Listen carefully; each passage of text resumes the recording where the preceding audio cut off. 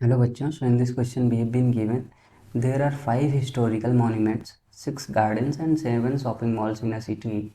In how many ways a tourist can visit the city if he visits at least one shopping mall? So let's see the key concept for this question. So the key concept for this question is, let's say there is one work which is called B and we have to do it. So there are only two ways in which we can do it.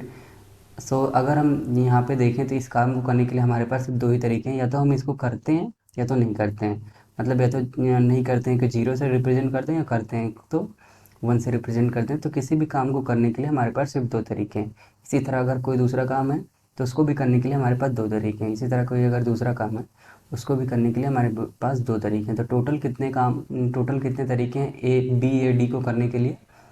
उसके लिए हमारे पास 2 तो हो जाएगा यहाँ पे कितना, 2 power 3। तो यही कॉन्सेप्ट लगा के हम ये वाला क्वेश्चन भी सॉल्व कर सकते हैं। तो यहाँ पे हमको क्या दिया गया है, एक टूरिस्ट आता है और हमारी सिटी में कितने, एक 5 हिस्टोरिकल मॉन्यूमेंट्स हैं।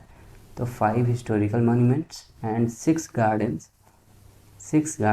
And 7 shopping malls are there. तो हम जानते हैं कि किसी भी चीज़ को करने के लिए सिर्फ दो ही तरीके हैं। तो यहाँ पे 5 हिस्टोरिकल मॉन्यूमेंट्स हैं। तो इसको करने के लिए हमारे पास कितने हैं? जैसे 5 हैं तो पहले करने के लिए 2 हो गए, दूसरे के 2 तरीके हैं तो जाए या तो ना जाए, तीसरे के भी ऐसे, और चौथे के भी ऐसे, और पाँचवें के भी ऐसे। तो टोटल कितने हो जाएंगे? 2 पावर 5। इसी तरह अगर हम गार्डन्स को देखें तो इसके लिए भी हो जाएंगे 2 पावर 6। प्रत्येक के लिए 2, तो यहाँ पे 6 हैं तो ये भी 2 पावर 6।